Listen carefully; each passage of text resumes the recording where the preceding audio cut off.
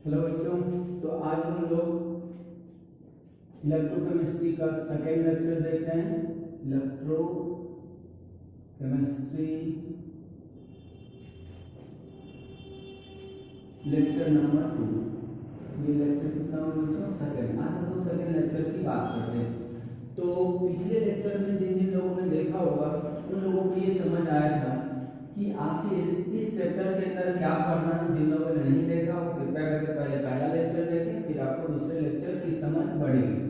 इसमें आपको ये बताया गया था कि इलेक्ट्रोकेमिस्ट्री एक ऐसा चैप्टर होता है जिसके अंदर हम लोग एनर्जी कन्वर्जन सीखते हैं। क्या सीखते हैं? एनर्जी कन्वर्जन सीखते हैं कि एनर्जी एक फॉर्म से दूसरे फॉर्म में कैसे जाता था।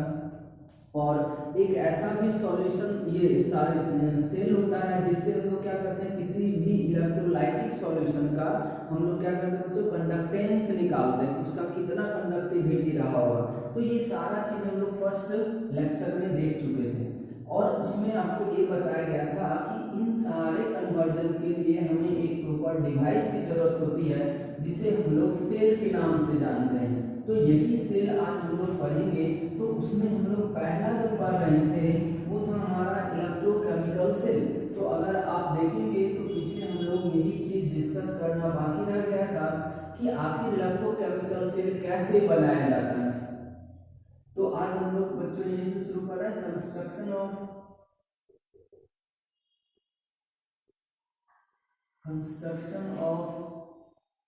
Electrochemical cell.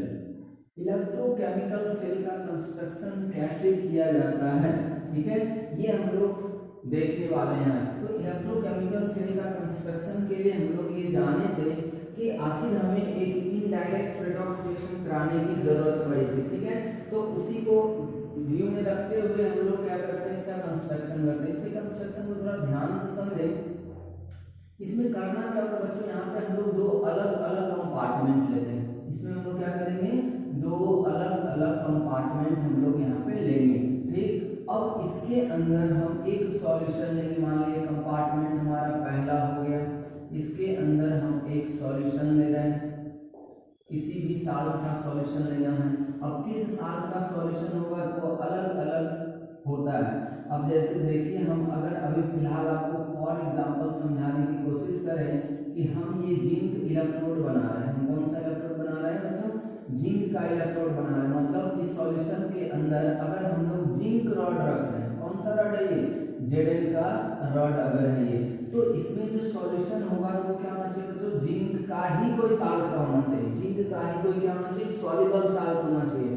जनरली इसमें सल्फेट साल्ट को यूज किया जाता है, लेकिन ये जरूरी भी नहीं है कि हर हमेशा आपको सल्फेट ही मिले। यहाँ पे जरूरी सिर्फ ये होगा कि हमारे पास एक जिंक का कोई भी सॉल्युबल साल्ट होना चाहिए, ताकि यहाँ पे क्या होना चाहिए ना, कंडक्शन होना चाहिए आयन का या करंट का कंडक्शन होना चाहिए।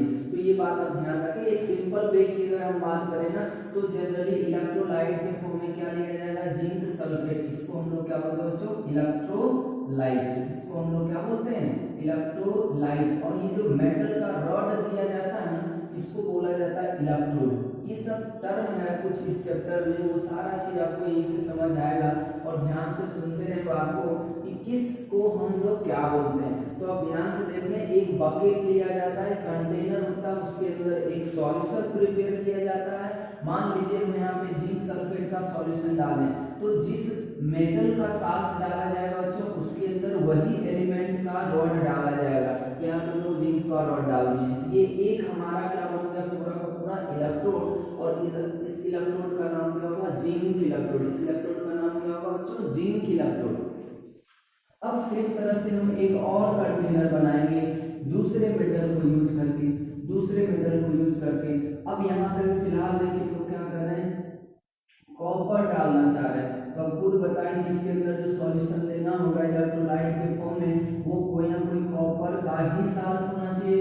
तो यहाँ पे भी हम लोग क्या करते हैं, कॉपर सल्फेट लेते हैं। अब जरूरी भी नहीं है कि कॉपर सल्फेट होना चाहिए, कोई भी आप यहाँ पे सॉल्युबल साल्ट कॉपर का ले सकते हैं। अब मान लीजिए कि यहाँ पे हम इसके अंदर फिर से क्या डाल दिए, कॉपर का रॉड डाल दिए, ठीक है। अब ये देखिए ये हो गया CORed, तो ये वापस यहाँ पे ये क्या कहलाएगा, ये नाम होगा इसका इलेक्ट्रोड और इसका नाम हो जाएगा इलेक्ट्रोलाइट। इतना साइज समझ में आ रहा होगा। ये इस तरीके से दो कंटेनर लिया जाता। अब सेल बनाने के लिए क्या होगा, देखिए इस पूरे का नाम होगा हाफ सेल, ये आधा है, फिर ये भी क्या हमारा आधा है। जब इन दोनों को एक्सटर्नल सर्किट से हम लोग कनेक्ट कर देंगे ना मेटालिक वायर से, इन दोनों को अगर हम लोग एक्सटर्नल सर्किट में कनेक्ट कर देंगे मेटालिक वायर से, तो ये हमारा क्या बन जाएगा, कंप्लीट सेल बन जाएगा। देखिए कंडक्टिंग वायर मेटालिक वायर से इस दोनों रॉड को क्या करते हैं, कनेक्ट कर देते हैं। जैसे ही ये रॉड कनेक्ट होगा ना, तो यहाँ पे क्या हो जाएगा, ये पूरा सर्किट कंप्लीट हो जाता है। और अब यहाँ से देखिए प्रोसेस क्या होता है। तो पिछले लेक्चर में हम लोग देखे थे कि जब भी जिंक कॉपर सल्फेट सॉल्यूशन के कांटेक्ट में आता है, तो जिंक रॉड का वेट धीरे धीरे लॉस हो रहा था, और इस वेट लॉस को हम लोग किस टर्म में समझे थे, रिएक्शन के टर्म में, कि इसका ऑक्सीडेशन होने लगता। अब सोचो बच्चों कि अगर ऑक्सीडेशन होगा तो जितना भी यहाँ पे जिंक है, जितना भी यहाँ पे जिंक मेटल के टर्म में था, एटम के टर्म में था रॉड के अंदर, वो सारा रॉड से एटम धीरे धीरे निकल निकल के किसमें कन्वर्ट हो जाएगा, जिंक 2+ में कन्वर्ट होने लगेगा। और अगर ये जिंक 2+ में कन्वर्ट होने लगेगा तो ये स्वाभाविक है, मेटल का रॉड क्या हो जाएगा, धीरे धीरे पतला होना चालू हो जाएगा, इसका मास क्या हो जाएगा, घटना शुरू हो जाएगा, क्योंकि एक तरह से ये डिकम्पोजिशन में काम हो जाएगा, धीरे धीरे करके ये एटम से आयन बना रहा है, तो गलना शुरू हो जाता है। अब यहाँ पे देखिए क्या होगा कि यहाँ पे जो इलेक्ट्रॉन रिलीज होंगे, ध्यान से सुनिए इसको, यहाँ पे जो जिंक एटम अपना आयन बनाएगा, तो जिंक से अगर Zn2+ आयन बन रहा है, तो इसका मतलब हुआ कि ये 2 इलेक्ट्रॉन का लॉस करेगा। और ये जो 2 इलेक्ट्रॉन लॉस हुआ है ना, वो क्या होता है, डिफरेंस के कारण, पोटेंशियल डिफरेंस के कारण, ये मेटल रॉड का जब हम लोग ऐसा सॉल्यूशन बनाते हैं तो दोनों टर्मिनल के बीच में एक पोटेंशियल डिफरेंस क्रिएट होता है, इलेक्ट्रिक फील्ड क्रिएट हो जाता है, उसके कारण इस इलेक्ट्रॉन पे फोर्स लगता है, और ये इलेक्ट्रॉन यहाँ से इस मेटल वायर के थ्रू चल के कहाँ पे आ जाएगा, इस टर्मिनल पे आ जाएगा। तो अगर आपको पहला सवाल कोई पूछे ना कि इलेक्ट्रोकेमिकल सेल के अंदर इलेक्ट्रॉन का फ्लो, ये सवाल बहुत बार पूछा जाता है, इसलिए इसको ध्यान से सुने। अगर आपसे कोई सवाल पूछे कि इलेक्ट्रोकेमिकल सेल के अंदर इलेक्ट्रॉन का फ्लो इंटरनल सर्किट से होता है या एक्सटर्नल सर्किट से होता है, तो पहला आप बोलेंगे एक्सटर्नल सर्किट से होता है, ठीक है। दूसरा सवाल आपसे ये पूछेगा कि अगर ये एक्सटर्नल सर्किट से होता है तो बताइए किस तरफ से किस तरफ होता है। किस तरफ से किस तरफ का मतलब ये होता है बच्चों कि ये हम लोग देखिए लेफ्ट साइड रखे हुए, ये क्या रखे हुए हैं, लेफ्ट साइड रखे हुए। तो जब हम लोग लेफ्ट साइड रखते हैं ना, तो इसको हम लोग बोलते हैं लेफ्ट हैंड इलेक्ट्रोड। इसका नोटेशन दिया गया है, इस पूरे इलेक्ट्रोड का नाम देखिए क्या क्या दिया जाएगा, इसका नाम होगा लेफ्ट हैंड इलेक्ट्रोड, ठीक है। अगर ये लेफ्ट हैंड इलेक्ट्रोड है तो सोचिए इसी के रिस्पेक्ट में ये क्या हो जाएगा, राइट हैंड इलेक्ट्रोड, ठीक है। दूसरी बात कि इसका नाम एक दिया गया एनोड, लेफ्ट हैंड इलेक्ट्रोड को क्या बोला जाता है बच्चों, एनोड, और इसका नाम हो जाएगा कैथोड। इसका नाम क्या हो जाएगा, कैथोड। और इसका एक और नाम, देखिए ये सारा नाम से जाना जाएगा, ये पूरा हाफ सेल, या तो आप लेफ्ट हैंड इलेक्ट्रोड बोले या फिर एनोड बोले।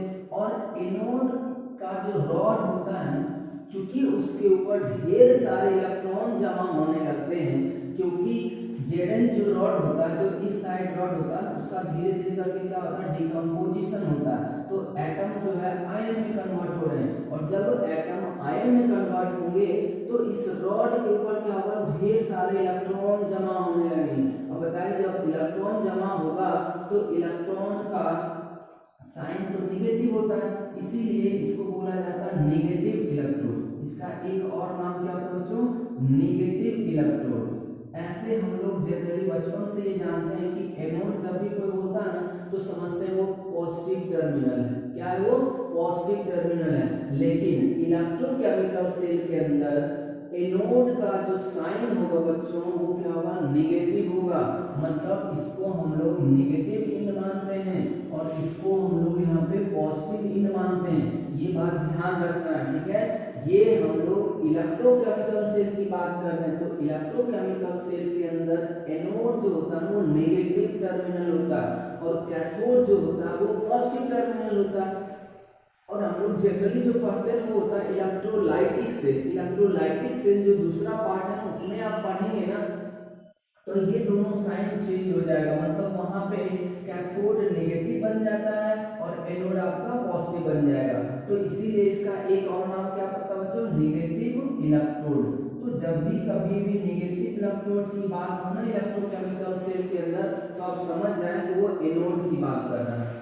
और उसी के रिस्पेक्ट में अगर ये नेगेटिव इलेक्ट्रोड हुआ तो इसको हम लोग क्या बोलेंगे, पॉजिटिव इलेक्ट्रोड। तो ये नेगेटिव और पॉजिटिव जो साइन दिया जा रहा है ना वो एक तरह से रॉड के ऊपर जो आ रहा है ना उसके अनुसार।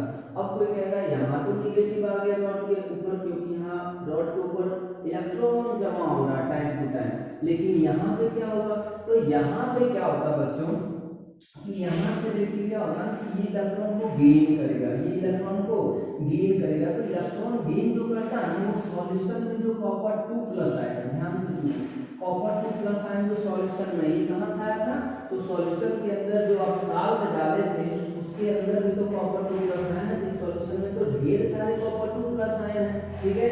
इस सॉल्यूशन में ढेर सारे Zn2+ आयन है, ये तो कॉपर मेटल है। तो होता क्या है ना कि जो कॉपर 2+ आयन सॉल्यूशन में होता है उसको रिडक्शन करने के लिए, ध्यान से देखिए ये कॉपर 2+ आयन है और ये कोशिश कर रहा है कॉपर एटम बनने का, तो इसको इलेक्ट्रॉन चाहिए ना, इसको इलेक्ट्रॉन चाहिए। तो ये इलेक्ट्रॉन आखिर कहाँ से लेता है, तो ये रॉड पे जो इलेक्ट्रॉन यहाँ से पहुंच रहा है ना, रॉड पे जो इलेक्ट्रॉन पहुंच रहा था उसको क्या करता है, ये अपने तरफ खींच लेता। अब बताइए अगर रॉड से इलेक्ट्रॉन आएगा तो इसके ऊपर तो पॉजिटिव चार्ज जनरेट हो जाएगा। तो इसीलिए इस इलेक्ट्रोड का साइन कैसा दिया जाता है बच्चों, पॉजिटिव चार्ज। अगर देखिए किसी के जगह पे इलेक्ट्रॉन जमा हो रहा, कहीं पे इलेक्ट्रॉन जमा हो रहा तो वहाँ नेगेटिव चार्ज हो जाएगा। तो चूंकि यहाँ से सॉल्यूशन के अंदर जो आ रहा है ना वो पॉजिटिव चार्ज आ रहा है, पॉजिटिव चार्ज एक तरह से Zn2+ निकल के आ रहा है, तो इसलिए इसका इलेक्ट्रॉन रॉड के ऊपर ही छूट जा रहा है। और जबकि यहाँ पे क्या हो रहा है कि यहाँ से इलेक्ट्रॉन ही आ रहा है, यहाँ से कॉपर 2+ आयन में कन्वर्ट नहीं हो रहा बल्कि यहाँ से इलेक्ट्रॉन बाहर आ रहा है। तो जब इलेक्ट्रॉन रॉड से खिंचाएगा तो रॉड के ऊपर क्या हो जाएगा, पॉजिटिव चार्ज जनरेट होने लगता है, इसीलिए इसका साइन क्या दे दिया गया बच्चों, पॉजिटिव दे दिया गया। और चूंकि इलेक्ट्रोकेमिकल सेल में ऐसा साइन हो गया तो सोचिए जो काम इलेक्ट्रोकेमिकल सेल कर रहा था उसका अपोजिट काम हमारा कौन करेगा, इलेक्ट्रोलाइटिक सेल करेगा। तो अपोजिट करेगा तभी जब आप टर्मिनल को क्या कर देंगे, चेंज कर देंगे, इसीलिए वहां पे साइन हो जाता है ये प्लस और ये हो जाता है माइनस। तो अभी तक आपको यहाँ तक समझ आ गया होगा कि ये इलेक्ट्रोकेमिकल सेल इस तरीके से बन जाता है। तो अब देखिए ये तो हो गया इलेक्ट्रॉन का फ्लो। तो इलेक्ट्रॉन का फ्लो अगर आपको कभी पूछे इलेक्ट्रोकेमिकल सेल में तो आप किस टर्म में बता सकते हो, ध्यान से देखें। आप बोलिएगा कि लेफ्ट हैंड इलेक्ट्रोड से इलेक्ट्रॉन राइट हैंड इलेक्ट्रोड की तरफ जाता है, ठीक है। दूसरा कोई बोल सकता है कि इलेक्ट्रॉन का फ्लो एक्सटर्नल सर्किट के थ्रू होता है और एनोड से कैथोड की तरफ होता है, एनोड से कैथोड की तरफ होता है। तीसरा कोई ये बोलेगा कि इलेक्ट्रोकेमिकल सेल के अंदर जो इलेक्ट्रॉन का फ्लो होता है वो एक्सटर्नल सर्किट के थ्रू होता है, मतलब एक्सटर्नल वायर जो कनेक्ट किया जाता है इलेक्ट्रोड के साथ उसके थ्रू होता है और वो हर हमेशा किधर होगा, नेगेटिव इलेक्ट्रोड से पॉजिटिव इलेक्ट्रोड की तरफ होता है।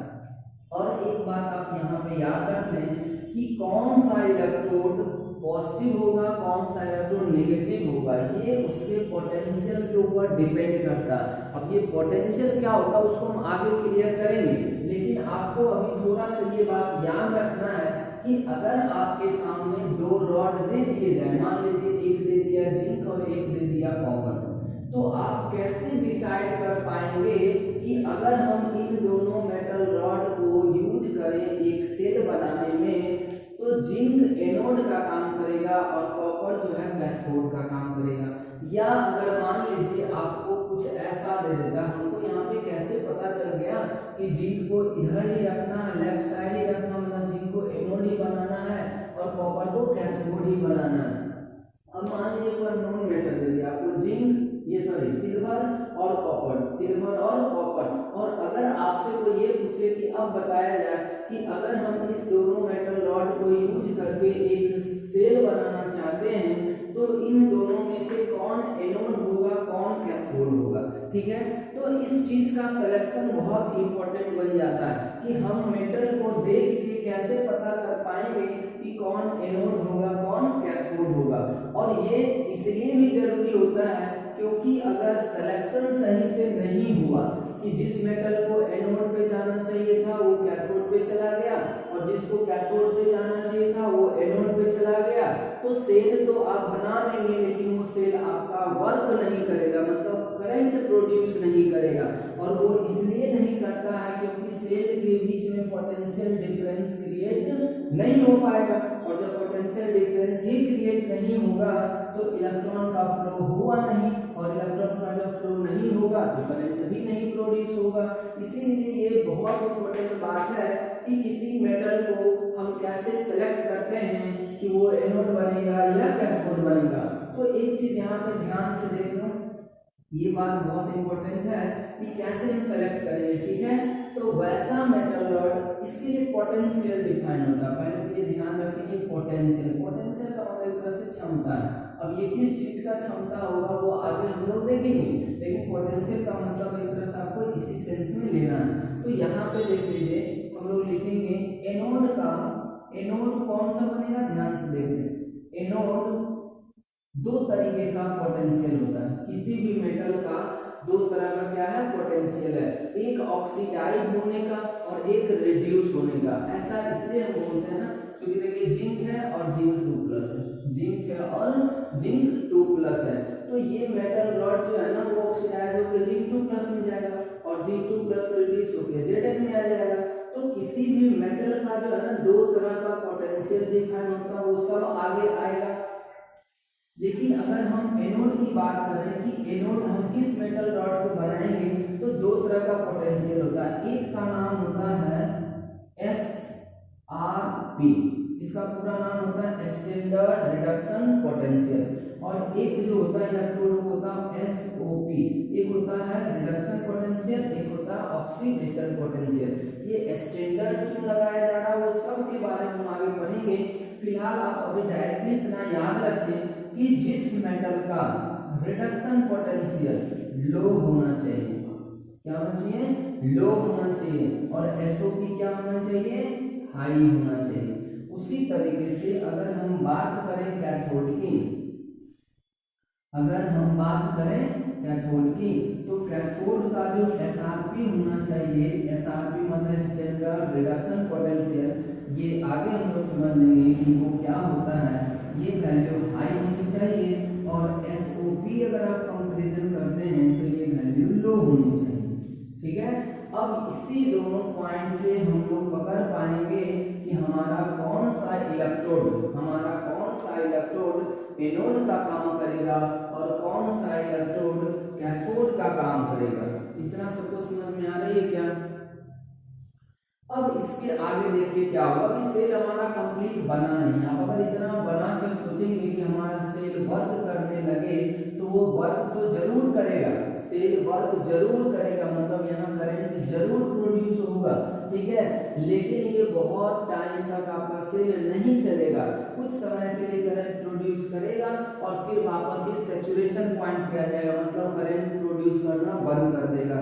तो फिर अब दिक्कत कहाँ आ रहा है? अब दिक्कत कहाँ आ रहा है? हमें तो ऐसा लग गया चलो ठीक है सेल बन गया, अब हम लोग इसका यूज कर सकते हैं, लेकिन ये मोमेंटरी कुछ समय के लिए ये करंट प्रोड्यूस करेगा, उसके बाद बंद हो जाएगा, फिर आपको लगेगा ये क्या हो गया, तो थोड़ा सा जला था बल्ब हमारा, फिर बंद हो गया, ठीक है। तो अब इस रीजन को ढूंढना कि आखिर ये कंटिन्यूअस सेल वर्क क्यों नहीं करेगा। अभी फिलहाल जितना डायग्राम बनाया हुआ उसके अनुसार।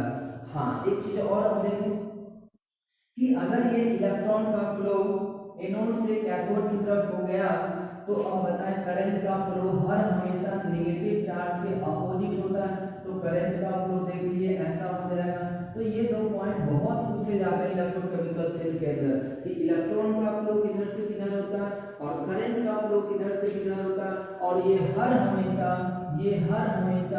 एक्सटर्नल सर्किट के थ्रू होता है। ठीक है, अब देखने से लग रहा है कि चलो ये सेल तो हमारा वर्क करेगा, लेकिन हम क्या बता रहे हैं, सच्चाई इसकी क्या है, ये कुछ समय के लिए वर्क करेगा फिर ये रुक जाएगा। ठीक है, अब इसके पीछे के रीजन पे आते हैं कि ये ऐसा क्यों होगा।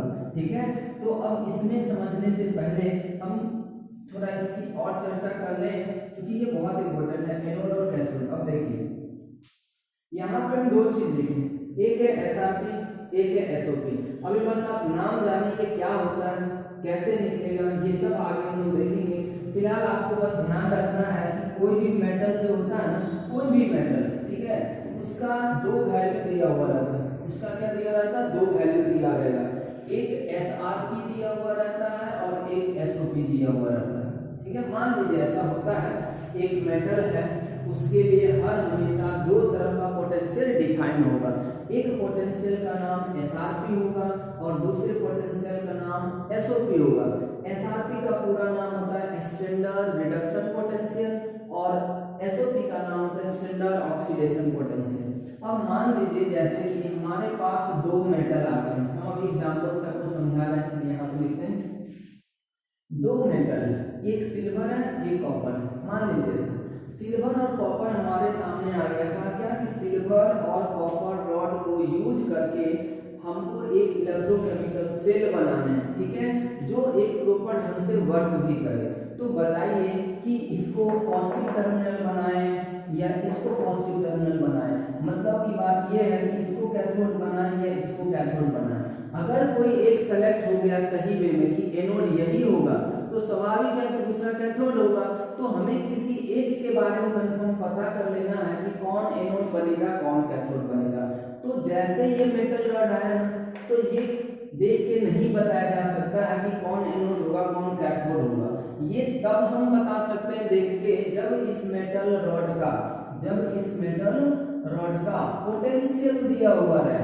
इस मेटल रॉड का क्या हमें पता हो, पोटेंशियल पता होना चाहिए। अब दिया हुआ है या आपको याद है वो बात अलग है, लेकिन इन दोनों मेटल रॉड का पोटेंशियल हमें पता होना चाहिए। जब तक पोटेंशियल पता नहीं होगा तब तक हम ये डिसाइड नहीं कर पाएंगे कि ये दोनों में से कौन एनोड बनेगा और कौन कैथोड बनेगा। अब हम अभी आपके सामने पोटेंशियल का वैल्यू इसका लिख देते हैं। इसका एसआरपी का वैल्यू जो होता है, मान लीजिए हमें याद है अभी क्वेश्चन में दिया हुआ रहता, एसआरपी का वैल्यू 0.8 है और इसका एसआरपी का वैल्यू जो है ना 0.34 है। ठीक है, अब देखिए हम जब इस बात को करते हैं ना कि ये लो होना चाहिए या हाई होना चाहिए, तो ऐसा नहीं करना है कि एनोड का एसओपी देखिए और कैथोड का एसआरपी देखिए। जब भी आपको मिलाना है तो दोनों का सेम पोटेंशियल मिलाना। मतलब की बात ये कि अगर हम एनोड का एसआरपी देख रहे हैं तो एसआरपी ही देखेंगे।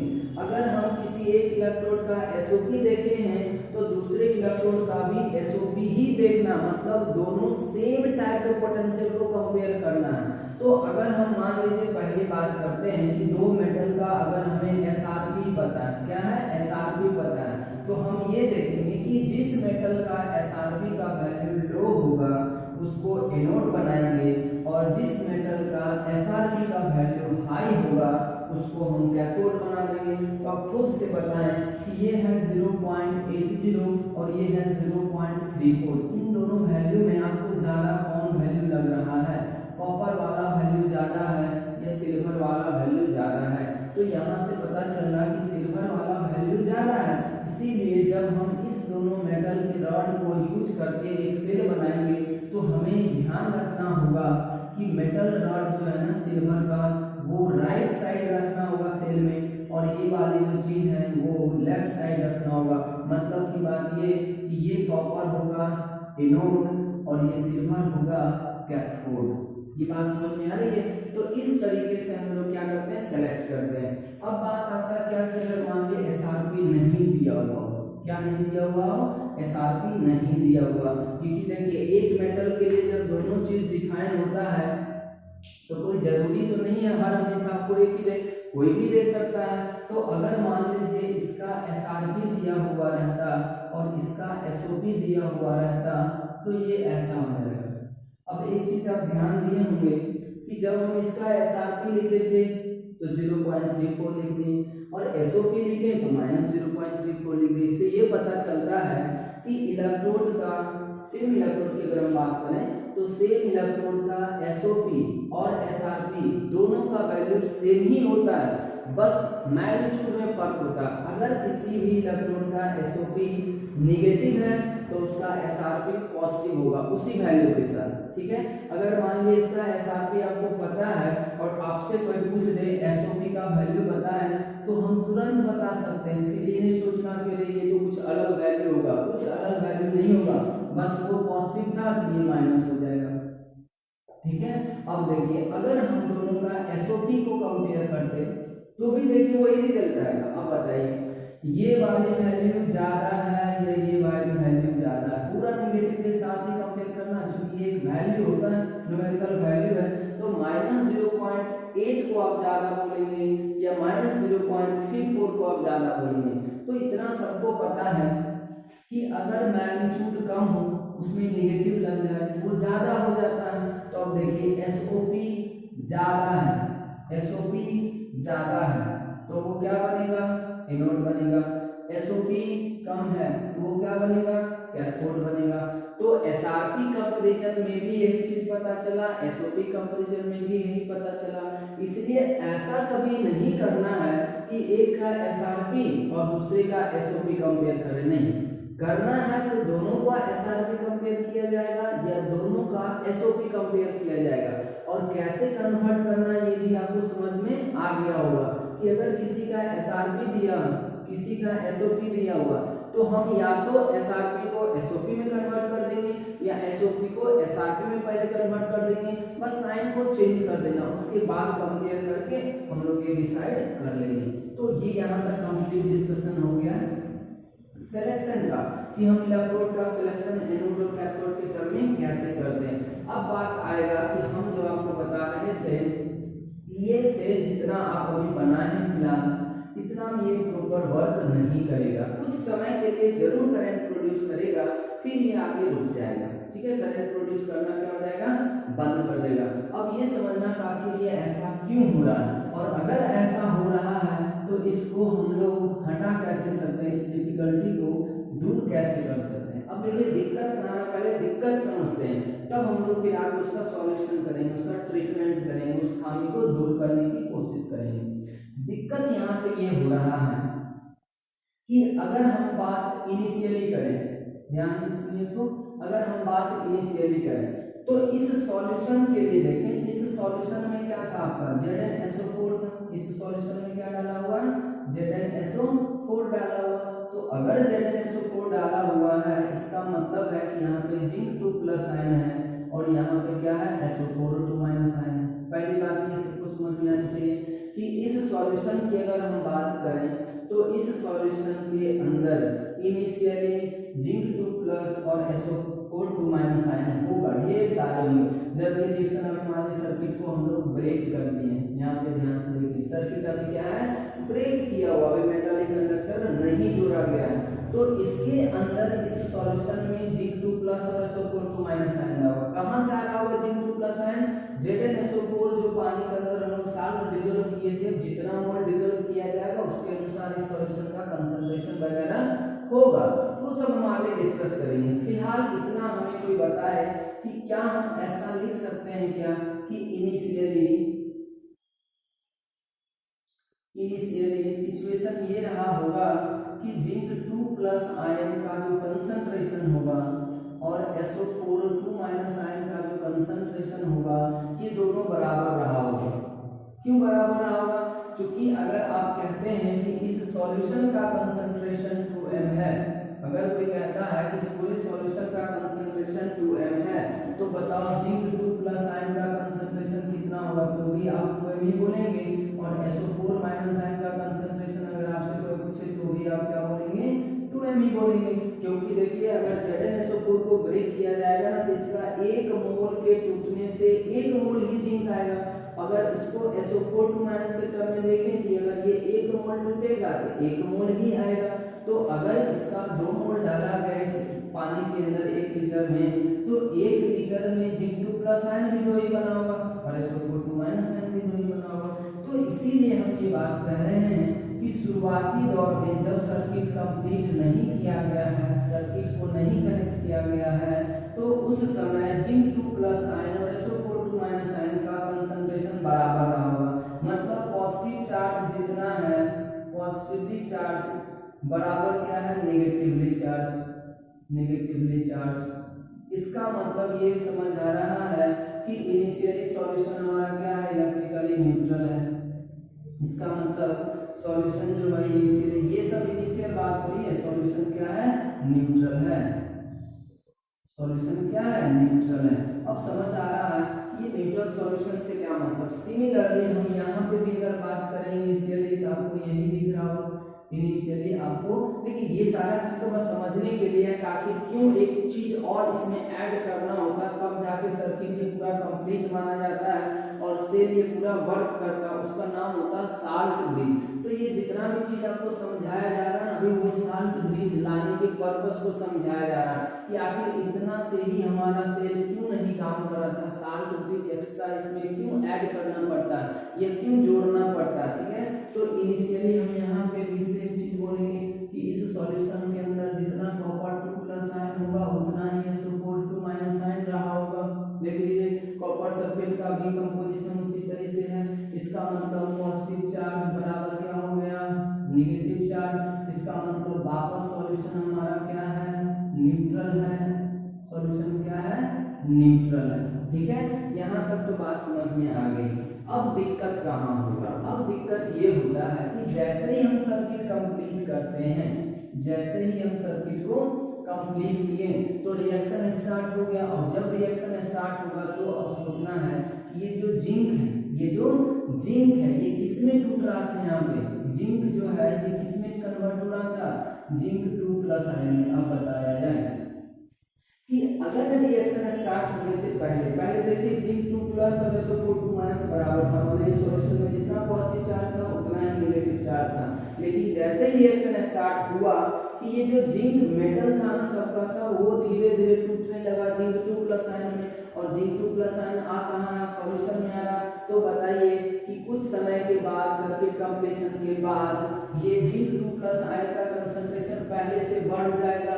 लेकिन SO4 2 माइनस आयन का कोई सोर्स है क्या कि एक बार जितना सॉल्यूशन में डल गया है वो डला हुआ रहेगा, यहाँ पे उसके लिए कोई सोर्स नहीं है। ठीक है, तो जब कोई सोर्स है ही नहीं तो इसका मतलब नेगेटिव चार्ज जितना पहले था उतना ही रह गया, लेकिन पॉजिटिव चार्ज जो है आपका क्या हो गया, बढ़ गया। तो बताइए ये सॉल्यूशन जो है वो न्यूट्रल रहेगा या कुछ समय के बाद पॉजिटिवली चार्ज हो जाएगा। तो अब हम यहाँ पे लिख रहे हैं after some time, after some time, after some time anode solution, anode solution becomes positively charged, becomes positively charged। इतना समझ में आ रहा है कि कुछ समय के बाद एनोड का सॉल्यूशन पॉजिटिवली चार्ज होगा। ये भी सवाल पूछेगा आपको, एनोड का जो इलेक्ट्रोड है, रॉड है, उसका साइन नेगेटिव है लेकिन उसके सॉल्यूशन का साइन पॉजिटिव है। इस दोनों बात पे ध्यान रखा जाए। एनोड का जो सॉल्यूशन होता है, देखिए अगर आपसे पूछता है कि एनोड का साइन क्या होता है, तब बोलेंगे नेगेटिव, लेकिन एनोड के इलेक्ट्रोलाइटिक सॉल्यूशन का साइन क्या होता है, पॉजिटिवली चार्ज होगा। जब भी होगा तो पॉजिटिवली चार्ज होगा। सिमिलरली आप यहाँ पे लिख सकते हैं क्या, सिमिलरली आप यहाँ पे लिख सकते हैं क्या, after some time, after some time. कचरा टाइप में लग रहा है, सब क्लियर होगा। ये अभी तक हम लोग इतना किए हैं और ये सारा चीज हम लोग अलग से सिचुएशन डेवलप कर रहे हैं। आफ्टर सम टाइम के बाद देखिए क्या होगा यहाँ पे कि आपको पता चला कि मेटल यहाँ से गया और ये जो कॉपर 2 प्लस आयन है ना, ये कॉपर 2 प्लस आयन जो है वो धीरे धीरे कॉपर में कन्वर्ट हो जाएगा। देखिए यहाँ पे ये रिएक्शन चलेगा इसके अंदर और यहाँ पे ये रिएक्शन होना चालू हो जाएगा। तो कुछ समय के बाद कुछ समय के बाद यहीं पे आप इसको लिख लें, after some time zinc change हो जाएगा जिंक 2+ में, जिंक चेंज हो जाएगा जिंक 2+ में, ठीक है। और after some time copper 2+ ion का कन्वर्जन स्टार्ट हो जाएगा कॉपर में, कुछ समय के बाद कॉपर 2+ का कन्वर्जन हो जाएगा इसमें। अब देखिए शुरू में जितना कॉपर प्लस था उतना ये सब फोटो माइनस था, मतलब जितना इसके अंदर पॉजिटिव चार्ज उतना इसके अंदर नेगेटिव चार्ज।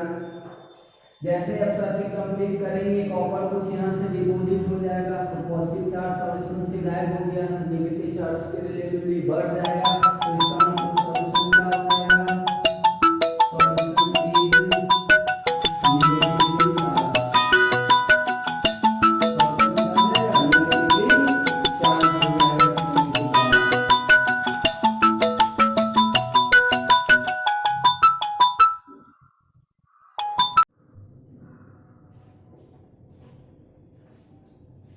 हाँ। तो यहाँ तक सबको समझ में आ गया था कि ये सॉल्यूशन जो होगा वो कैसा हो जाएगा, नेगेटिवली चार्ज हो जाएगा। अब देखिए दिक्कत क्या होता है कि कुछ समय के बाद जब ये नेगेटिवली चार्ज हुआ ना, तो यहाँ पे क्या हो गया पता है, अब देखिए क्या दिक्कत आने लगता है कि कुछ समय बाद करंट हमारा रुक जाता है, उस चीज को हम लोग यहाँ से आराम से समझ सकते हैं।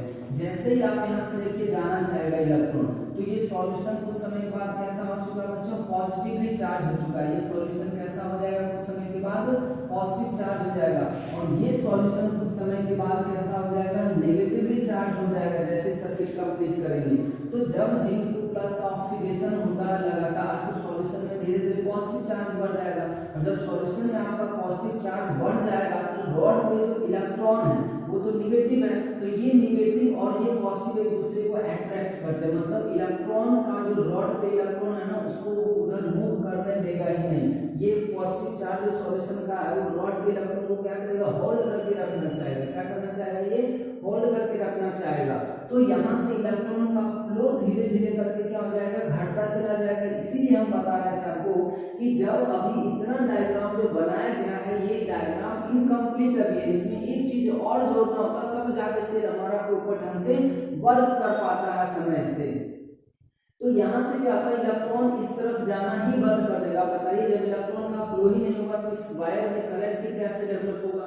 दूसरी बात कि अगर कुछ समय तक, कुछ समय के बाद अगर कुछ इलेक्ट्रॉन अभी भी जा पा रहा है वहां पे, अगर वो इलेक्ट्रॉन अभी भी जा पा रहा है, तो मान लीजिए कि यहाँ पे कुछ इलेक्ट्रॉन पहुंच चुका है, ठीक है, मान लीजिए कुछ इलेक्ट्रॉन यहाँ पे पहुंच चुके हैं, तो अब ये इलेक्ट्रॉन को ये जो सॉल्यूशन अभी तक खींच रहा था, कॉपर 2+ आयन उसको खींच ले रहा था, लेकिन अब देखिए सॉल्यूशन धीरे धीरे कैसा चार्ज हो गया, नेगेटिवली चार्ज हो गया। तो ये जो नेगेटिव चार्ज है रॉड पे जो इलेक्ट्रॉन है उसको खींचना चाहेगा, उसको उधर ही रखना चाहेगा, उसको उधर ही रखना चाहेगा।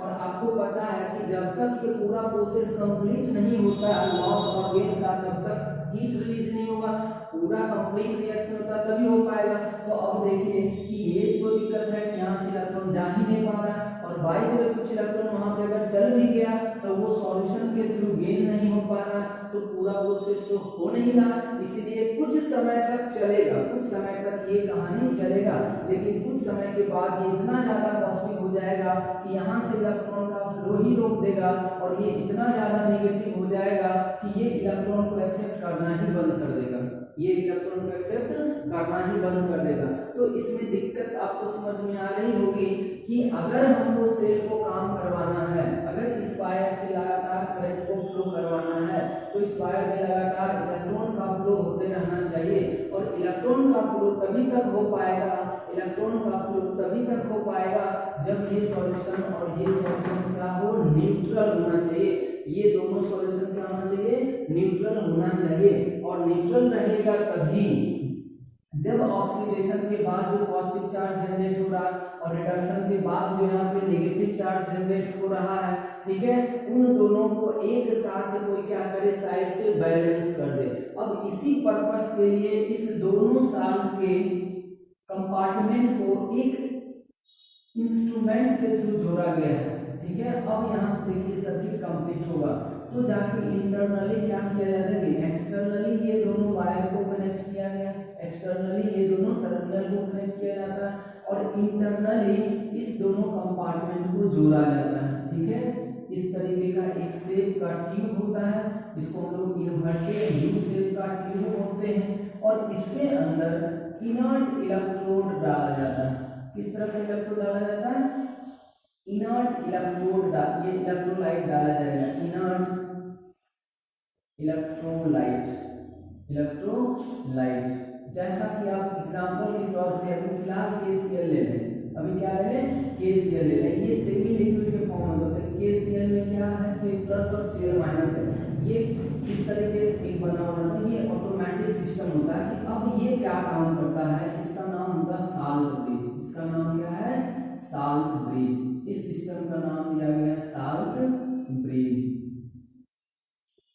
इसके अंदर साल्ट का सॉल्यूशन रखते हैं सेमी लिक्विड को में। अब होता क्या है ना कि ये जो कैटायन है, ठीक है, इधर देखिए पॉजिटिव चार्ज है, इधर देखिए नेगेटिव चार्ज है, तो ये जो इलेक्ट्रोड होता है, इनर्ट इलेक्ट्रोड जो भी आप लेंगे यहाँ पे, मान लीजिए कुछ भी ले रहे हैं, अभी NH4Cl भी यूज कर सकते हैं, KCl यूज कर सकते हैं, कोई भी, इसके अंदर हम लोग क्या यूज करते हैं? इनर्ट इलेक्ट्रोलाइट यूज करते हैं। तो इसमें होता क्या है ना कि ये जो KCl आप ले रहे हैं ना, मान लीजिए ये KCl को थोड़ा सा ऐसे लिखते हैं, ये माइनस हो जाएगा और ये प्लस हो जाएगा, तो ऑटोमेटिक ये सॉल्यूशन नेगेटिव है, तो नेगेटिव को न्यूट्रल करने के लिए पॉजिटिव चार्ज चाहिए इसके अंदर, और पॉजिटिव चार्ज को न्यूट्रल करने के लिए नेगेटिव चार्ज चाहिए इसके अंदर। तो इसीलिए साल्ट ब्रिज से जो आयन का मूवमेंट होता है ना, वो इस तरफ आपका जाएगा एनायन, इस तरफ क्या जाएगा?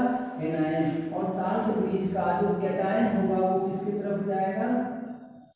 कैथोड की तरफ। तो ये भी सवाल आपसे पूछ सकता है कि साल्ट ब्रिज का जो आयन होता है वो एनोड की तरफ किस आयन का जरूरत पड़ेगा बच्चों? हर हमेशा नेगेटिव आयन का जरूरत पड़ेगा, एनायन का जरूरत पड़ेगा, और कैथोड की तरफ किसका जरूरत पड़ेगा?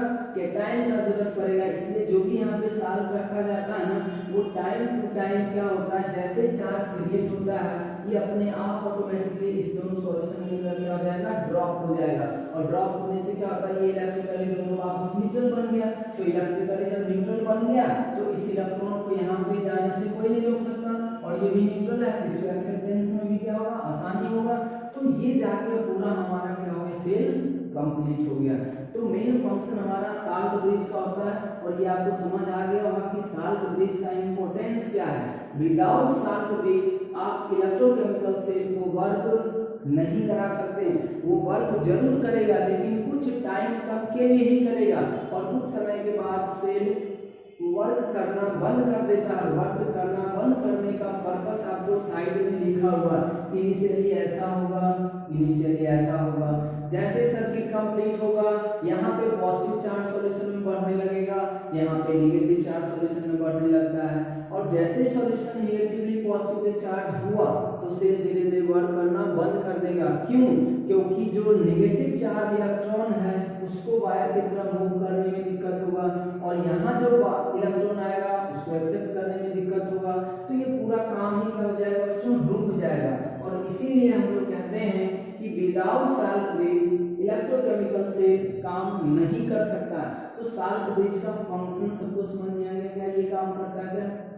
पहली बात कि सर्किट को कंप्लीट किया, दूसरी बात कि यहाँ पे ये दोनों जो सॉल्यूशन होते हैं कैथोड के और एनोड के, वो हर हमेशा न्यूट्रल होने चाहिए, हर हमेशा क्या होना चाहिए? न्यूट्रल होना चाहिए, जिसको बोलते हैं इलेक्ट्रिकल न्यूट्रलिटी को ये मेंटेन करता है, ठीक है। और हम लोग एक चीज और देखेंगे यहाँ पे लिक्विड जंक्शन पोटेंशियल को भी ये मिनिमाइज करता है। ये सारा चीज हम लोग अगले लेक्चर में पढ़ेंगे। आज हम लोग complete construction of electrochemical cell के बारे में समझ रहे हैं, और एनोड कैसे सिलेक्ट करते हैं, कैथोड कैसे सिलेक्ट करते हैं, इसके बारे में आपको नॉलेज मिल गया। एनोड का और क्या क्या नाम होता है वो समझ गए, कैथोड का क्या क्या नाम होता है वो समझ गए, और पूरा सेल किस तरीके से बनता है या काम करता है वो हम लोग देख लिए।